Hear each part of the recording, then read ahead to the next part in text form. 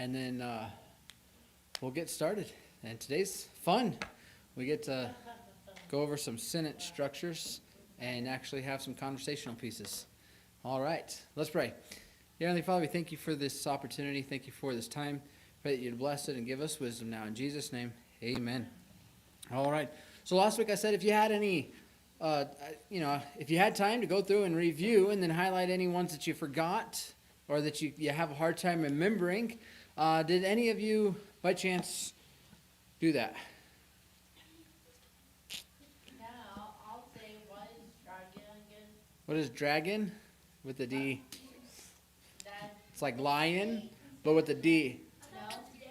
Daniel was Dragon. like up and down, right? And then, Wasn't it like that? no, I thought Daniel. Oh, dinosaur. And then, Dragon. yeah, dragon was like that. Yeah, dragon. Yeah.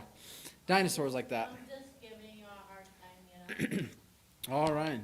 Well, I wanted to make sure that if we went and reviewed anything, that there would be any, we wanted to give time to go over those questions first. Do we have, anybody have any questions about a word or maybe something that you thought of this week? All right. Well, then with that case, we'll go ahead and just jump right into this. This is some basic, ASL 1 is typically vocabulary, and then going into a little bit of grammar. And I'm not studying sign language caused me, and trying to study a little bit of Greek caused me to learn more English. But so some of this stuff is kind of gets into a little high tech for me, but leads into almost ASL 2, putting it together. ASL 2 is often working with the thesaurus. A lot of the terms, a lot of the signs, it's taking the signs you already know, but broadening your vocabulary and helping you understand how that same sign can mean the synonyms. And so ASL 2 goes into the grammar and goes into the broadening your vocabulary that way. But we've gone over quite a bit of vocabulary, and so what we're going to do is we're going to go through a couple examples here.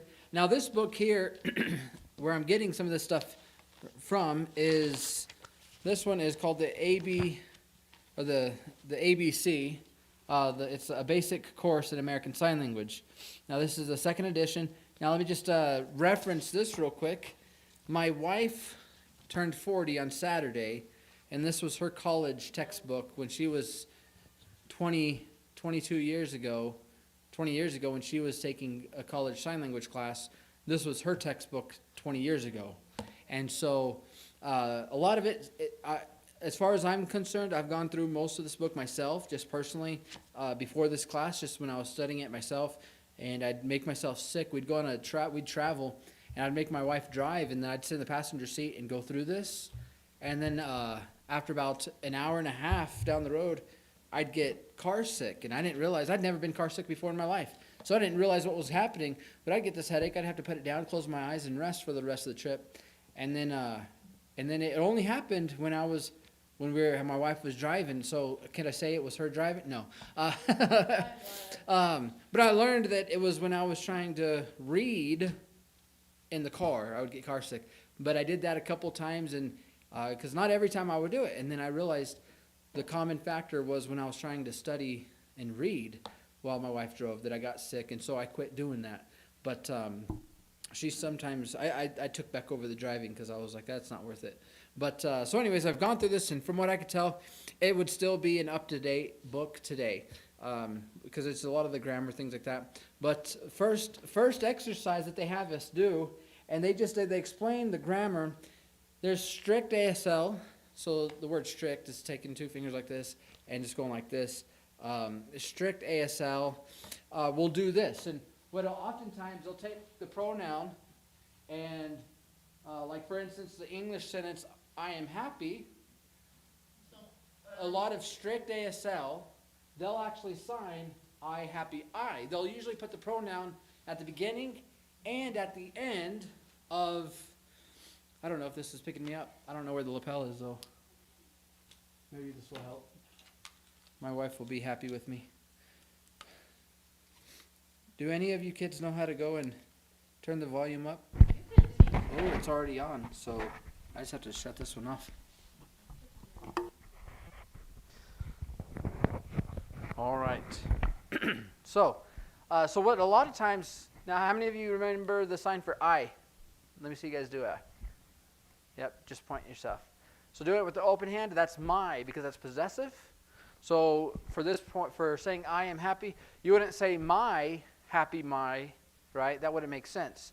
You would say I, but what's the sign for happy? Yep, she's got it. Happy. Going like this, happy. So if you do it with just your pointer finger or your feeling finger, it's usually excited. But the open hand like that is happy, just going in circles like this. And so a lot of times to say I am happy, strict ASL is going to teach you to say I, happy, I. And so what that does is it helps remind the person that you're talking to who the subject is that you're talking about. And so it is I, happy, I. Now, here's the glorious thing about ASL, is saying happy and just being done, I happy, is also correct. Or saying happy I is correct as well. So it's very hard to get the beginning basic ASL structure wrong, because if you do all of it, I happy I, that's right. If you say I happy, that's right. You say happy I, that's right. But what they're going to teach is I happy I. Now, I've only met one person, deaf person, that would more or less use the I happy I. But if you learn it that way and learn it right, according to their proper, again, these are okay, these are right, but if you're going to be tested, then learning it this way is going to help you fully understand the structure later on. When we'll get into later lessons, but oftentimes when you're telling a complete story, you set the time at the beginning of the whole conversation. So those are things that you learn as well. But in a basic grammar structure, it is I happy I, and so for instance, the sentence she is tired, same thing. You would say she. Now what is she? Yeah, just point at who you're talking about. So I'm going to point at my daughter Maudie and say she is, but remember we don't often say the word is. So just she, what is it, tired? She, tired, she, yep, she, tired. And so now, technically, again, if I say she tired, then that's okay.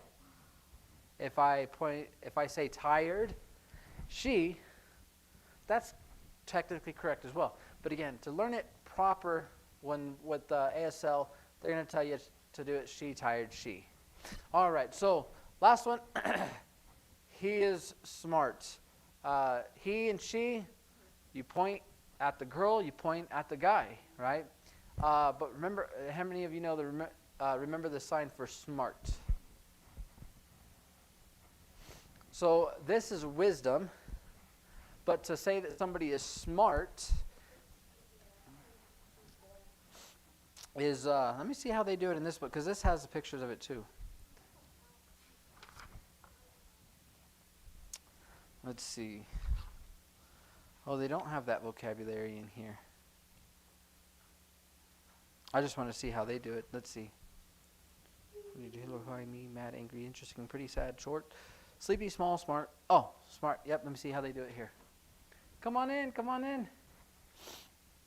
Yep. So they do the same. Say smart, they're smart. They've got it. So real quick, you're here. Were you able to, I think you were here last week, correct? Did you go back by chance through the book and highlight any questions that you had or the ones that you forgot that you want to go over? There's just some that were kind of similar. The ones that are similar, like standing and work, like how can you... So standing is just standing, right? And context will help. Fork is usually, if I'm doing, my knuckles are pointing out. But if I'm going to do fork, I'm going to hold it more like I would a fork sideways, and you stab your hand. Yeah. Yeah. So stand is more up like that. And then the fork is I'm going to stab my hand like this. Like the spoon, you curl your fingers together and you go like that. That's spoon. But fork, you're going to stab your hand like that. So that's the standing and then fork. And then I guess just the other ones like on the forehead that are similar, like black and what are the other ones? There's like 3 on the forehead that are kind of similar. Yeah, black, summer, and so It's always do what? So wisdom, you're going to go like this, or you could just do it once, right? With the curl finger, they have wisdom. That's wisdom. Do what? Solve? Solve? I don't know. Solve. I don't know. Solomon, maybe? I don't know. I don't know that one. Anyways. Yeah, so black is right by the eyebrows. I want to look at the picture. Summer would be the same thing. I think one, double check that one. Yeah, I'd have to look at the picture too. similar kind of. Yeah, I'd have to look at the picture too because those aren't ones that I use every day. I want to say black is when you curl your finger because it's like you're wiping the black soot off your forehead. And then summer would just be straight, I think. But I would have to double check that one myself and just look at the pictures. That one, those are things that are going to just come in time and practice and purposely making it a point to know the difference of those. And so, yeah, right now, with that, if we could go through that and answer any other questions you had on that, we just barely got into basic grammar structure here. And so, with that, to say I am happy, you say I, happy, I. A lot of times the pronoun is at the beginning and at the end. But if you just do happy I or I happy, it's technically okay. But especially if you're going to be tested, the proper grammar is going to be putting the pronoun. It is common, at least in simple sentences, to repeat the subject pronoun at the end of the sentence. And so those are the examples there. And so he is smart. You would say, see, there's David. He, smart, he. Because we don't use the word is all the time. He is very smart. And so you could do that with any. And so, in fact, let me just get into one more little example here, and then I want to make sure that we give you guys some time to come up here and actually practice some of these sentences yourself. Just a quick review. If somebody says they're hard of hearing, they're going to go like this. They're going to bounce the R's or the H, hard of hearing. And so to be deaf, it's like that. You might see some people touch the ear and then go like that. And what they're saying is, my ears are closed, but they're saying that they can, usually if they say that, then they'll use their voice because they're saying I'm not deaf and dumb, right? They're signifying I have a voice and I know how to use it. But he, she, it, him or her, just pointing. You and I, everybody in here is hearing, and so you go like this near your lips. So if somebody asks you, look at you, you can say, yeah, I'm hearing. And so just a couple, in this book it has some vocabulary in here as well. And again, hello, you just wave. Some, like in this book, they say hello. They often start at the forehead, and they say hello. And so that's a good one there. I, me is pointing at herself. And so mad or angry, as you make that nasty face. These are just some of the ones that are in here. Pretty beautiful. Sleepy. You're going to close your eyes. You want to go to sleep. Strong. Surprised. You're going to open up your eyes. So when it comes to they or them, you're going to point. And so if I'm talking about this side, I'm going to point just to this side. If I want to point to this side, I'll go like that. Now, if I'm talking about everybody, I'm going to do a whole sweep. You point just to who you're talking about, they or them, there, and then we looked at tired already. And then, so yeah, this is kind of go through here, but I want to be able to give you guys some opportunity, some examples. And so, in fact, I'm going to ask, let's do this. Charity, why don't you be the first one up? Come on up. Yeah, come on. Don't waste my time. Come on.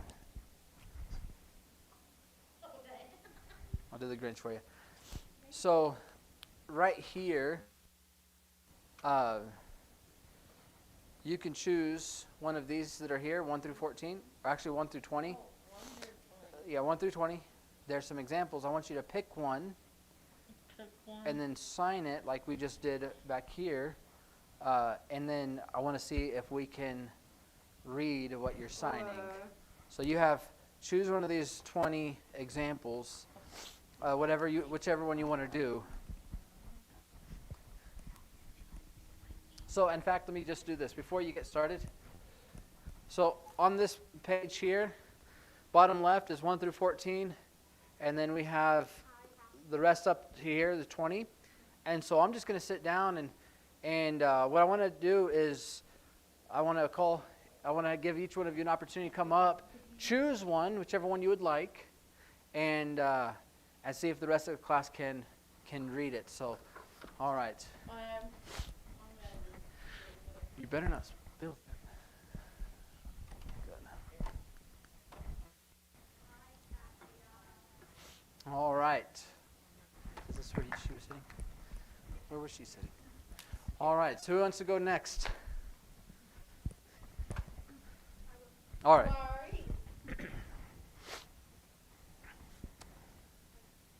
You pick one from the list of 20.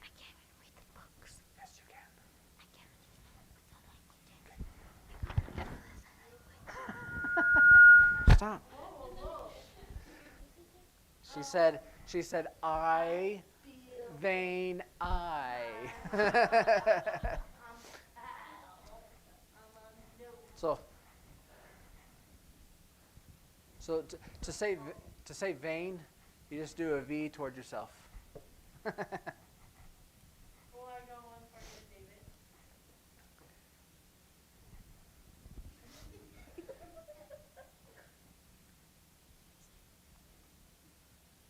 Oh, she's mad. I made her go in front of the whole class.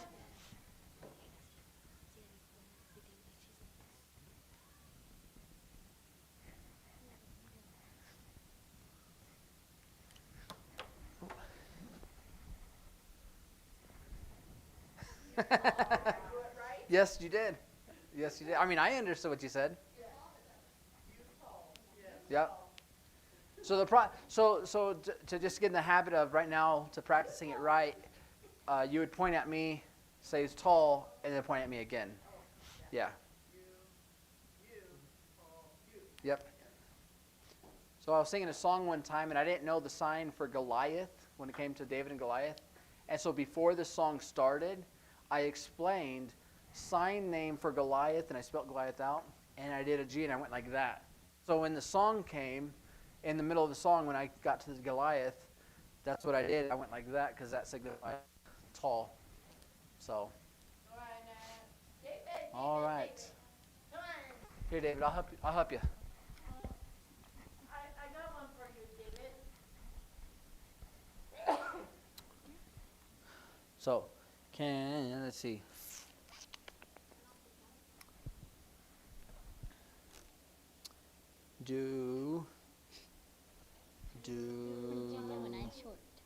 Yeah, don't say it out loud, but do it anyways. Do you know the sign? Pick one of the sign. What you know? Yes. Okay. So do it to them. Yep. That's your short, or she's short. Wow. I think we all are short here, most of us. All right. Yeah, y'all, short, y'all. You thinking? What did it look? Ready?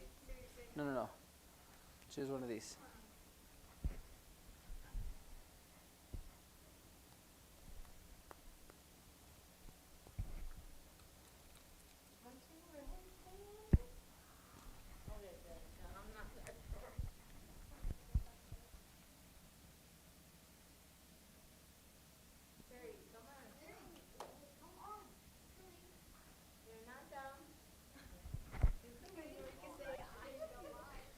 Which one do you want to do? Point to it. Number 7? Sleep. Well, then pick one that you know. Hey, Siri. It's just like the entire Hey, Siri, Look. Which one do you want to do?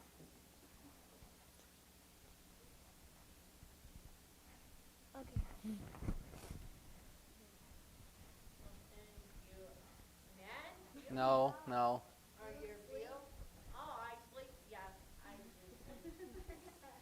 Sleepy. So if somebody's not actually asleep, and say, she's sleepy, then it's she wants to sleep, she's sleepy. Context will help, especially if you're talking about babies. Babies are crying. Why do they cry? A lot of times it's because they're sleepy, they're tired. You could do tired, that's exhausted or tired. But if you do that, can be sleepy as well. So it just depends on context of actually what's happening. So if they're not there, and you're talking about somebody, then I would most likely understand that to be that they are asleep. And so, like, if you call somewhere and video call, right, because we're talking about ASL, and somebody else answers and says, no, they're asleep, that's what I would take that as. But it can be mean as sleepy as well. How do you do for more than one? So the singular and the plural. Like, how do you do? It's the same word, but how do you signify that it's? Just the pronoun of what you use before it. So if I, he, she, it is just directly pointing. They is you sweep. And so just context of what you're talking about. If somebody asks you how your family is doing, then you just say, like, my family. But if you're given a story, then you would, in your storytelling, you would set your family, like my family standing here, and then you're talking about them, and you would just point and go like that, not to an individual, but to a group. And that's how you'd signify a multiple people. This is a sign for person, one person. But if you are talking, you can actually use, you can say a lot of people, and then do the actual sign for people instead of person. So it just depends on what context and how you're using it. But they, them is going to point. I'm talking about all of you guys. I'll point like that. And then, or you can point at specific people. Say like apple instead of apples and apples. Oh, like that? 3 apples or 2 apples? You just be more specific. You can say 2 apples, 3 apples. If you go like that, that's a few. So you can say a few apples or many apples. So that you just do a signifier before the word, and that's how you would signify that. And so just a few people or many, many, many, many people. You just describe what you're doing beforehand. Yeah. So who's not been up here? These 2. All right. Y'all want to come?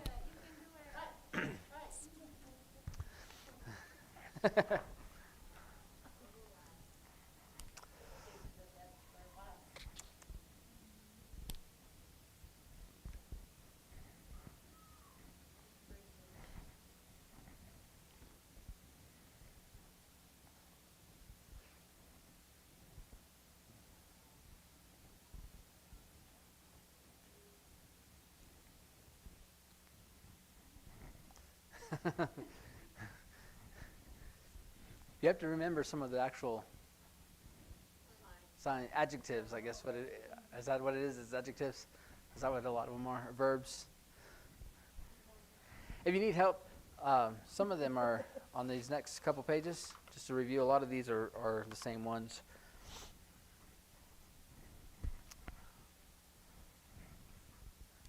Or you could come up with your own, I guess.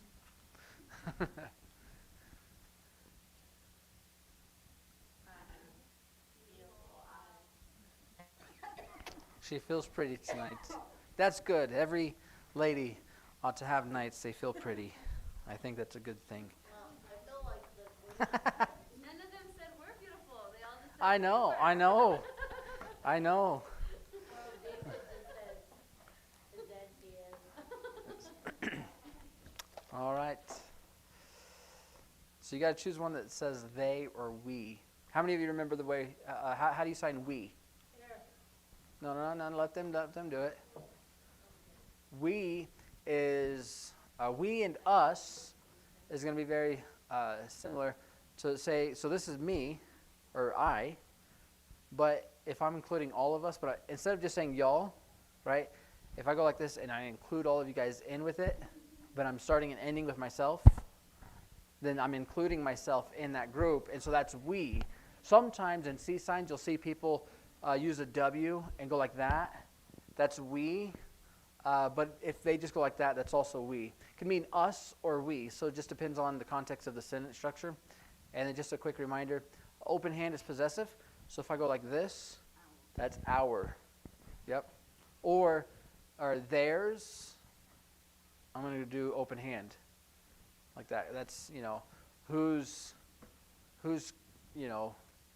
red car is out there. And if there's a couple, I'm going to say like that. I'm going to point to that couple. If it's a person, it's hers. But if it's more than one person, I'm going to signify, it's theirs. So, I mean, you can point like that, but that's, possessive. You can say that's theirs. So just whichever one is easier. Again, a lot of times when it comes to signing, the more you do it, the better you get at it.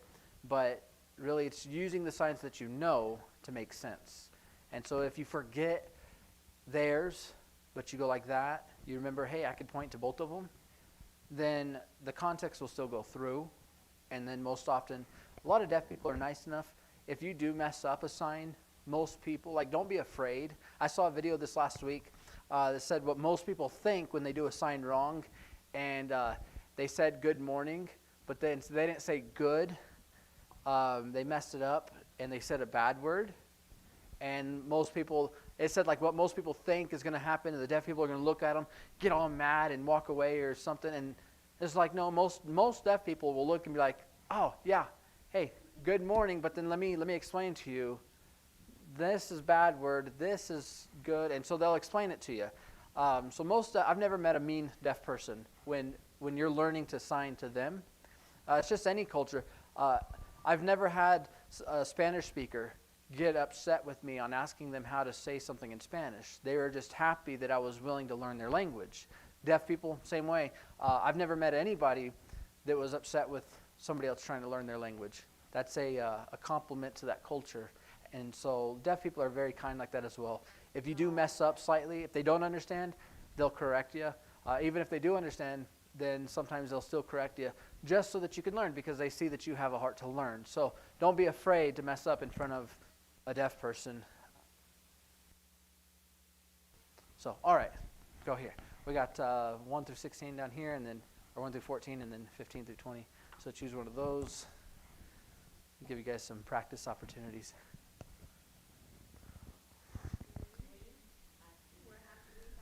We're all happy. Yes. All right. So that's the basic, especially introductory conversations.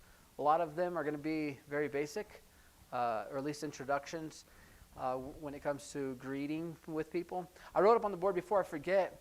I wrote up here, nice to meet you, because oftentimes that's going to be a very common one that when you first start talking to deaf people, that's a very, very common one that everybody uses. So how many of you remember the word for nice? Similar to clean. Yep. So nice, and then meet. Yep. You're two people coming together. And now we'll see what you're doing is dating. Yeah, that's date. This is to meet. Now, I say that. I've had one deaf person. No, so yeah, with that, I've had one deaf person actually correct me and say it was the opposite. I don't know if he was just trying to pull my leg and pull a prank, but to meet somebody in the South, most of the time, you're going to make just a fist with your index finger up, and you're going to bring them together. That's meet, most often. Geographically, in other places, see what, like Charity, she's trying to tell me this is meet with your fingers out. But the way I was taught was that's to date or to court, because it's a D, or kissing, because to kiss is you touch your lip or you kiss your fingers and you go like that, and that's kissing. And so just going like that, it's the same thing as dating. So again, if you tell a deaf person, hey, this is the first time you've met them, you say, hey, it's nice to meet you, and they go, whoa, no. Then you understand they're trying to tell you it's nice to meet you. But I've only met one deaf person in this area that actually switched those. And so it might be a geographical thing, because I made that the difference between like summer and black. Like I made sure very early on that I knew the difference. And so I was corrected very heavily on that's to meet and then that's to date. That's the way I was taught. Now this is also dating because recording as you're twiddling your thumbs with each other. But so when it comes to saying it was nice to meet you, it's just 3 signs. Nice, meet you. And that's all you have to do. You don't say a lot of the other filler words that English has, but just nice to meet you. And they'll oftentimes shake their head, say yes, it's nice to meet you. If they shake their head no and say nice to meet you, but they're shaking their head no, they're saying it wasn't nice to meet you. You're annoying, get away from me. Because although it's the same signs, nice, meet you, if they shake their head no, that's saying, no, it was not nice. And that goes for a lot of other things as well. That's why your whole body context goes into it. If you could say you could say like if somebody offers you food and you could sign the word like and shake your head, that's the same as saying I don't like it. So it's all part of it. So yes, no.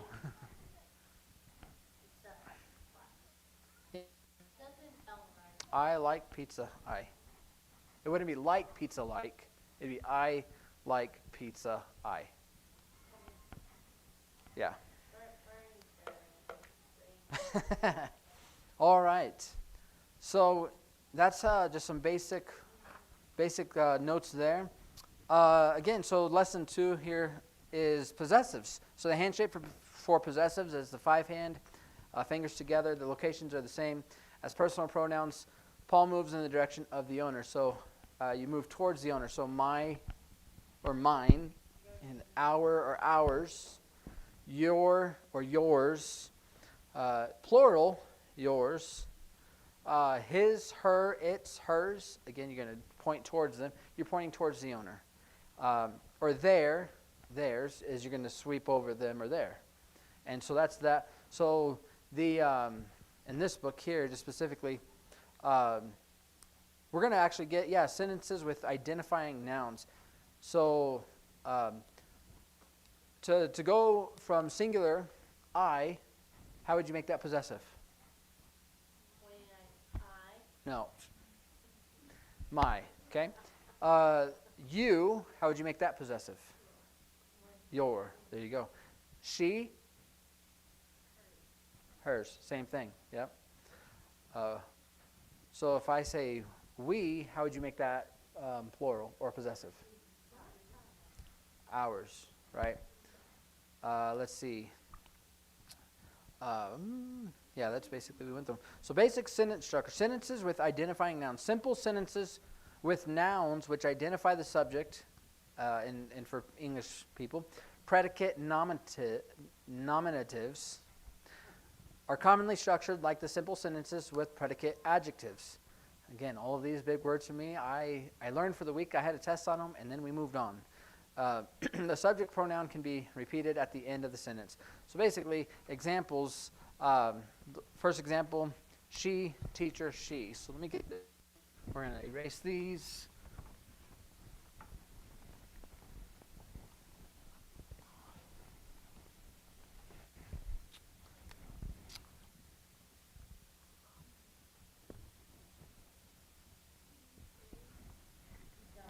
No. No. So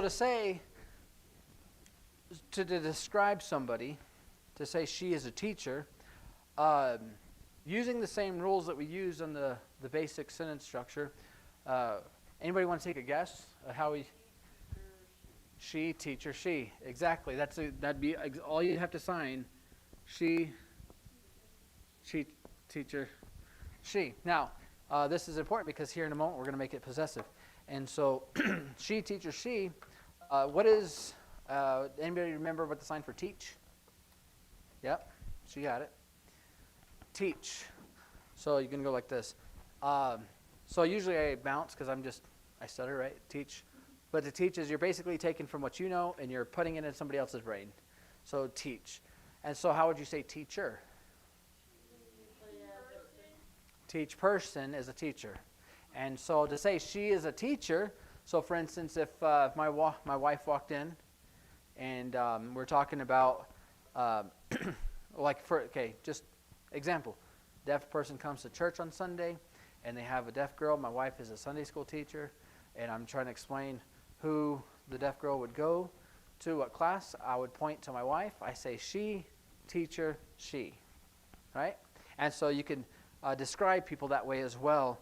And so now, this is a fun one. Let's say she is my mother. Because now we're adding a possessive. Not just a mother, but my mother. Right? So now we're adding something in there. So to say this one, this is a fun one. Still, 3 signs. And I always double check. It would be, you would do possessive first.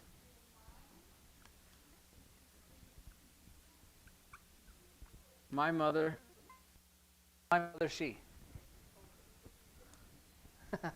So, to say she is my mom, you'd point to her, or you'd say my mom, she. And so, kind of getting to start understanding my daughter's cute.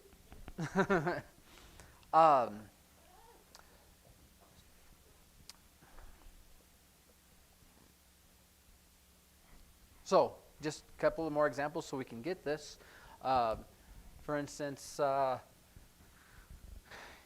he is my brother would be my brother he.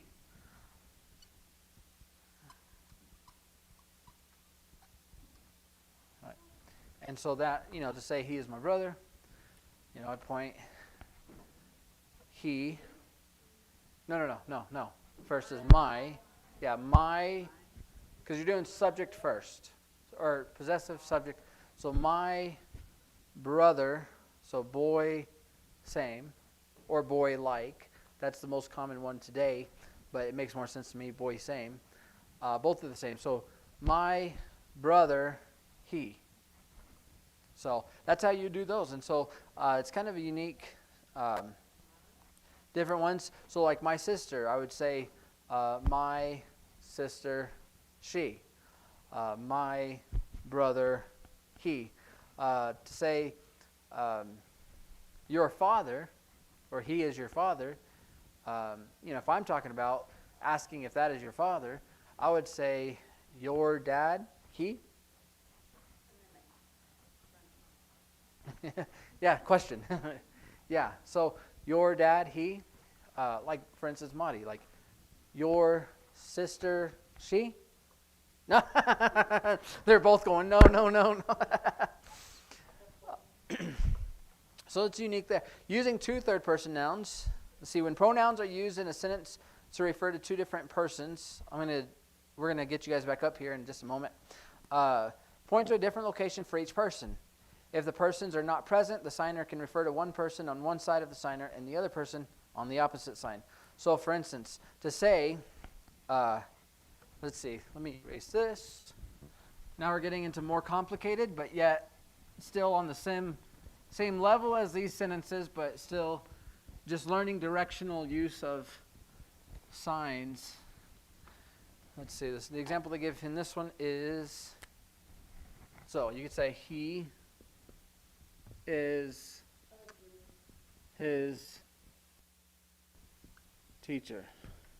So this one is going to be unique. Again, when pronouns are used in a sentence to refer to 2 different persons, point to a different location for each person.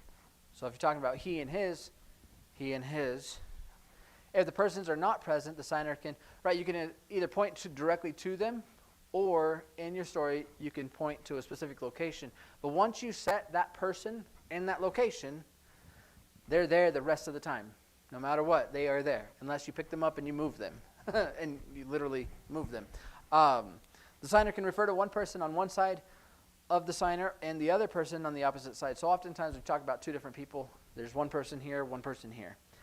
Sometimes if you're talking on behalf of both of those people, he said, she said, then you would turn your body language and you would say whatever needs to be said, and then you would turn and you would respond, and every time you would turn, whatever person you signified in this position, they'll automatically know this is the next thing that was said by this person.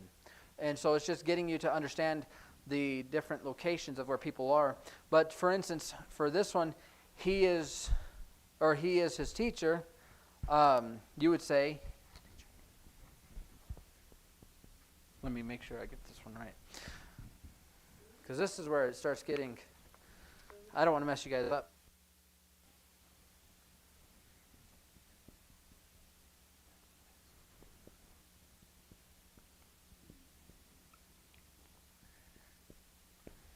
Again, because going back to the original pronoun being at the beginning, at the very end of it, what you would do is, for instance, to say he is his teacher, you would say he, and I'm putting he over here, he, and then his teacher, he.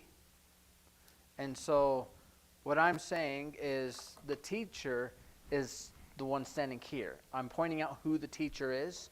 So I'm saying he, and then his. And so, for instance, especially like in that same scenario where that mom comes in with the daughter, and my wife is a Sunday school teacher, right? In that same scenario, let's pretend my wife is, or the mom is standing right here, and Maudie is standing in front of her, right? So Maudie, come stand up here real quick.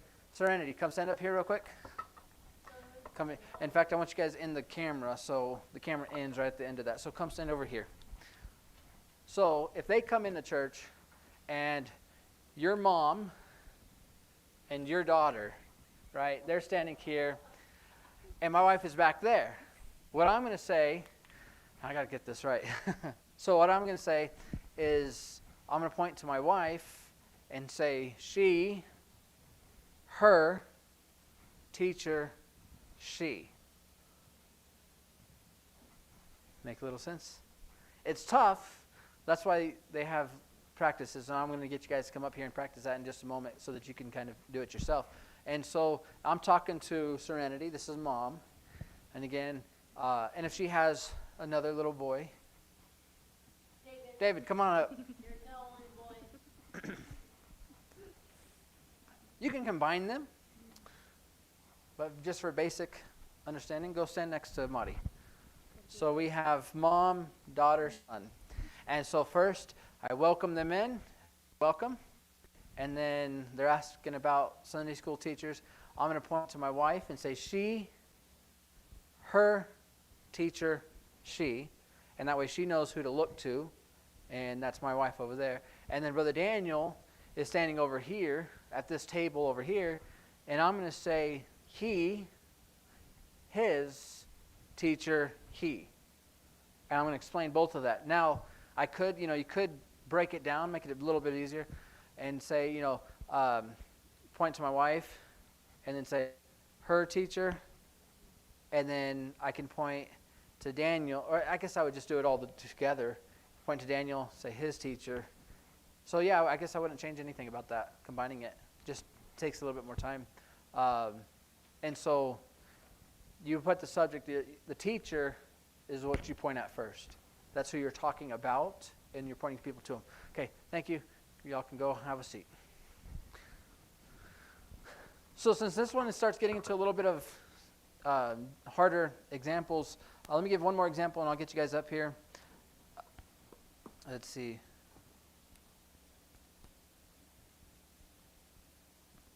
So he is her brother. We kind of did that, but we're going to write it up here. So those are one. And then English, English, ASL. English, he is her brother. So then with the examples there, if you say he is her brother, you would say her brother, he. Because you're talking about the brother, right? And so with that, with David and Madi sitting like this, I'm going to say he is her brother, he, right? And so he, her brother, he. That's ASL. That's how they think, because they think in pictures. And so you set the subject, he. Okay, what about him? Well, he belongs to her. That's the possessive her. Her what? Explain. Her brother, her husband, whatever, her friend. You would then explain why you pointed him out, and then that's what you're explaining. So, who wants to give it a go? I feel like you want to come up here. Oh, we got a volunteer. There we go. So, how would you sign? I'm going to put a line here. Give you an example. One of these that are in here. Let's see.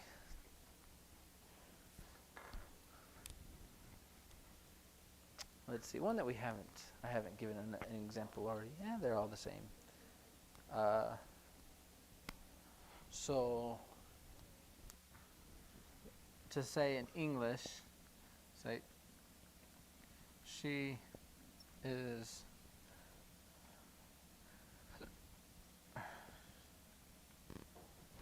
Do you want to write it out first?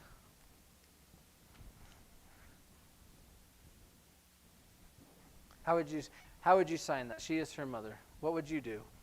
So pretend so we have Serenity here. We've already made her the mom. And so she's the mom and Madi's the daughter. So if you're talking to me about them two, what would you say? As far as I'm asking, she's been bad. Where is her mom? Right? So what would you do?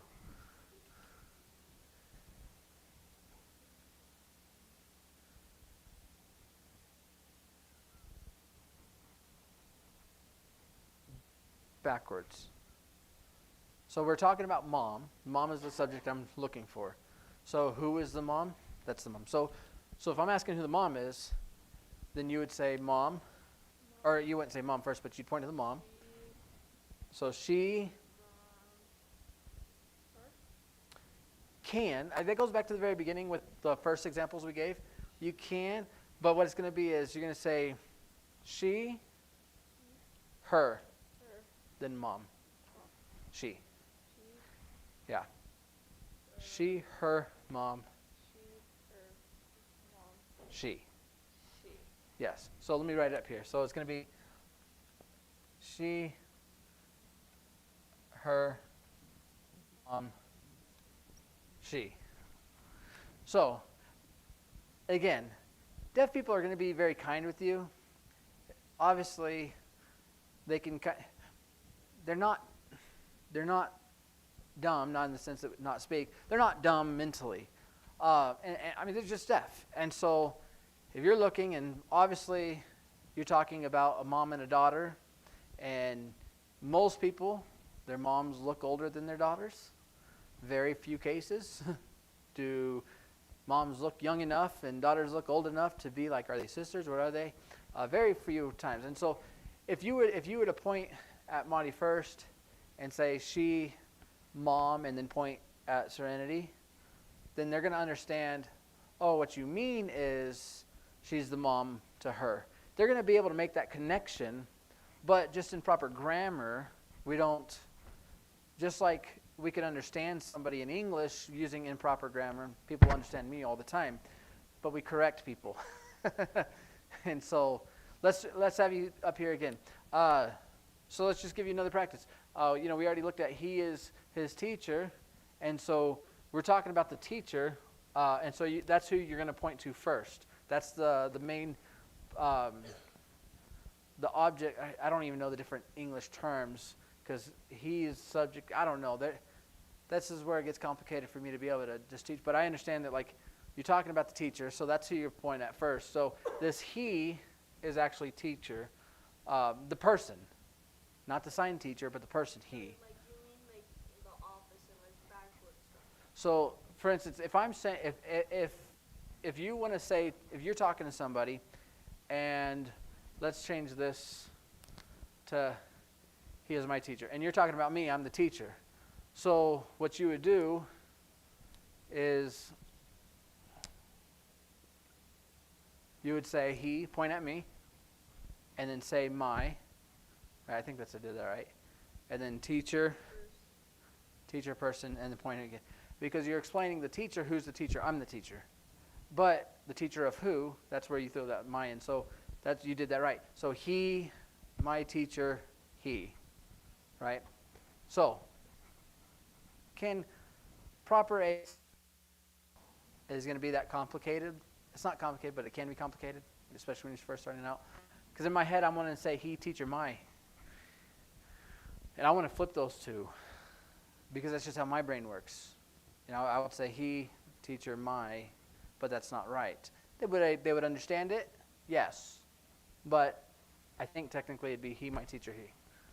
So that's why I want to kind of get some of the vocabulary we've been using and actually put it into practice. Don't let this scare you. You can go sit down. Don't let these. Starts and ends with the person that you're talking about then? Right. Yeah. And so I'm happy. Who am I talking about? Myself. I, happy I. But if I'm pointing out the teacher, he, my teacher, he, again, that's who we're talking about as the teacher specifically. And so that's who I'm pointing out. So that person would be pointed at first and last. And again, not all deaf people, most deaf people, they will learn strict ASL in class, but then outside of class, at home, with their friends, they're not going to use exact ASL.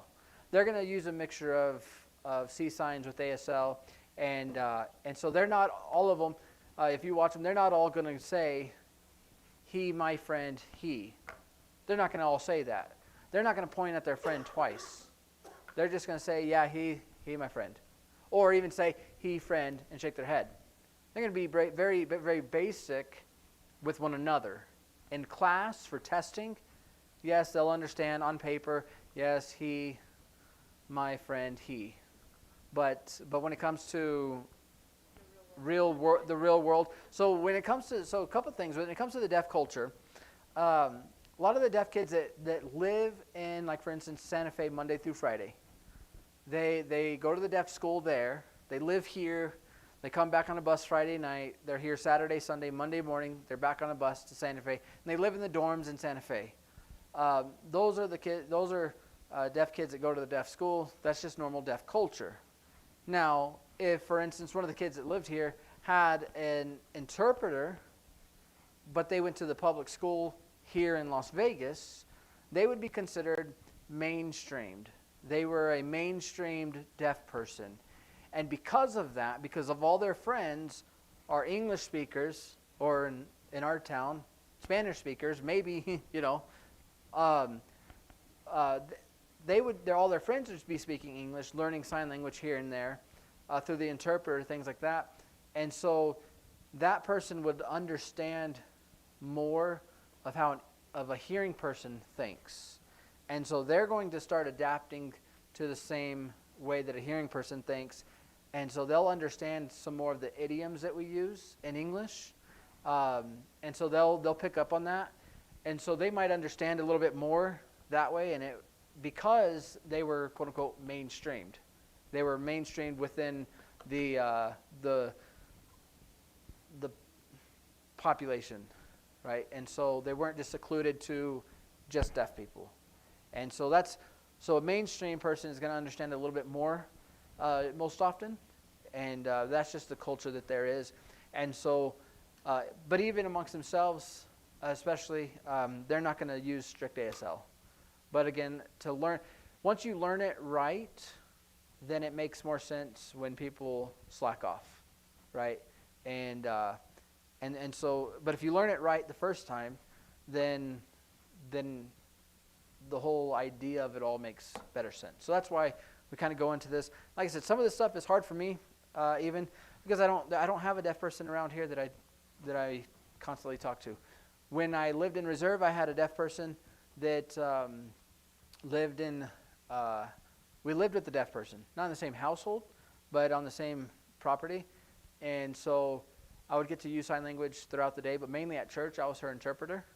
And so every Sunday morning, every Sunday, we had Sunday school and Sunday morning. We didn't have a Sunday night service, but for 2 hours, Sunday school and the Sunday morning service, I'm interpreting for her.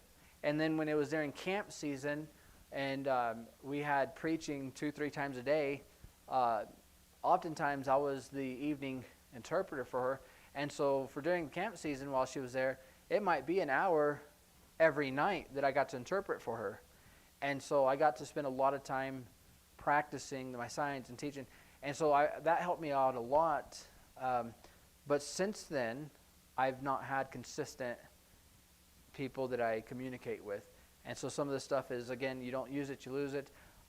Again, once you learn it one time, even if you lose it, it's still easy to have a refresher and learn it again or pick up on it. And so that's why we try to do things according to the grammatical structure that they have and understand. Because once you have that, then you can understand the lesser.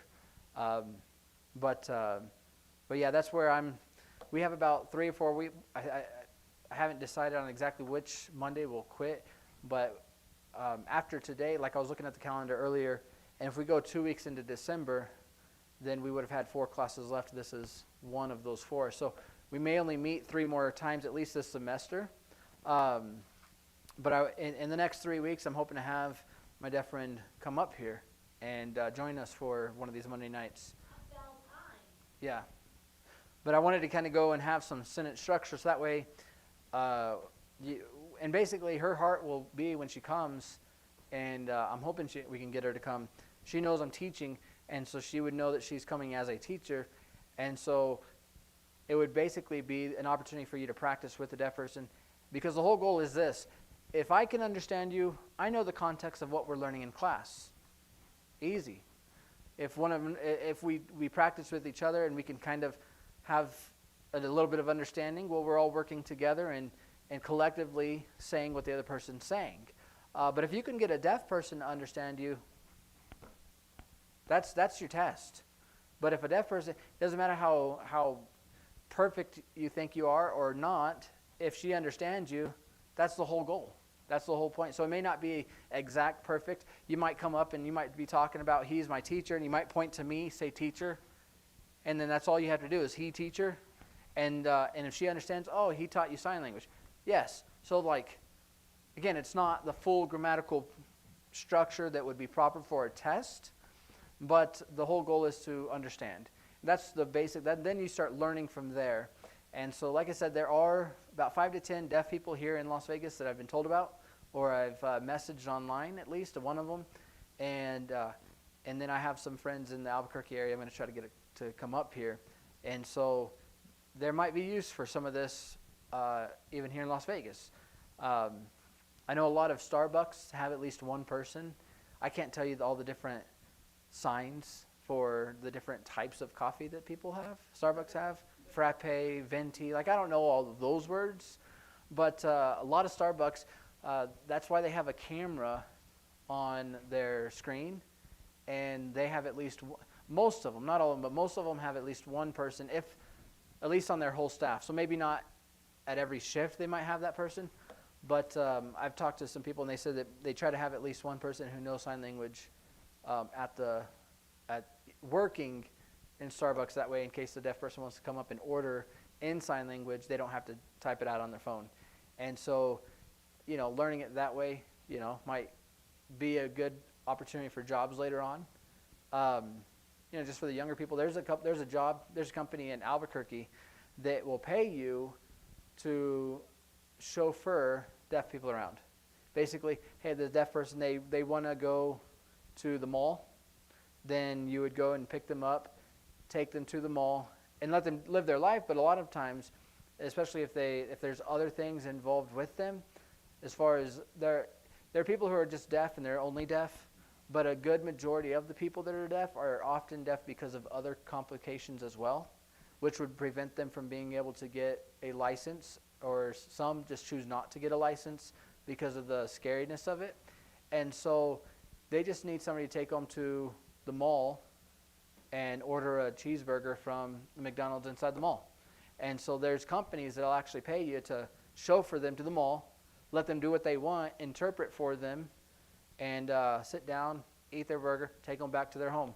And so there's jobs like that. So that you don't need a license for. Then if you do want to go and get a license, mainly for these younger ones, an interpreter's license for a court system or for hospitals, they will use strict ASL, and you have to be perfect with it to pass the test. But they pay like $40 to $60 an hour sometimes, just to interpret inside of a court of law. So there are jobs that you can use, but then there's just friendships that you can use it with. So all of that, I hope kind of get you an introduction to some of the structure. It can be a little difficult. I do have 2 of these, and so if you do want to check one out and take it with you, and kind of go over that and just have some more examples through it, I'm willing to check these out to you. And so we do have 2 of these same exact copies. And so if you do want to look at that, just let me know. I'll let you take it back. But with that, any questions? Don't let it scare you. Again, that's a very strict, highest level.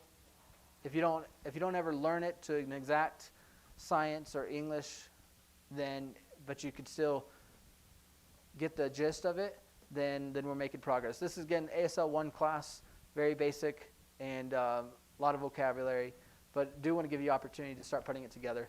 So next Monday, I'll have some more specific drills for you guys to do with one another, and it'll be primarily a review of what we went over today plus the vocabulary. So next week, I'm probably going to pair people up and just to have conversations with each other. And so it'll be a little bit different than just sitting down. I'll let it be a lot more active. But I wanted to get some of this structure down so that way you have a week to kind of go over that in your head, practice it a little bit, and then next week we're going to have just conversations going amongst one another. And so that's the goal, that's the plan. And so with that, any other questions? All right. Well, then we'll go ahead and close with the prayer. And again, if you want to take one of these, just let me know, and we'll go from there. Dear Heavenly Father, we thank you for this time to meet together. I pray that you help encourage each one of the students to know, to not get overwhelmed and think, well, what is the point of this? But Lord, I pray that you'd help them to remember and enjoy it. And Lord, I pray that even this week that we'd be able to use it in some form or fashion, that you would allow us to miraculously just come in contact with the deaf person even and be excited about it. And Lord, we just thank you for all that you've given us. In Jesus' name, amen. All right, we are dismissed.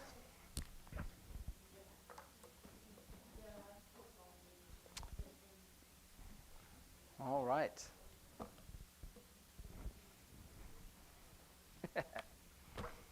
Are you limping? Did you hurt yourself this week? No. I'm tired. So tired eye. There we go. You as well.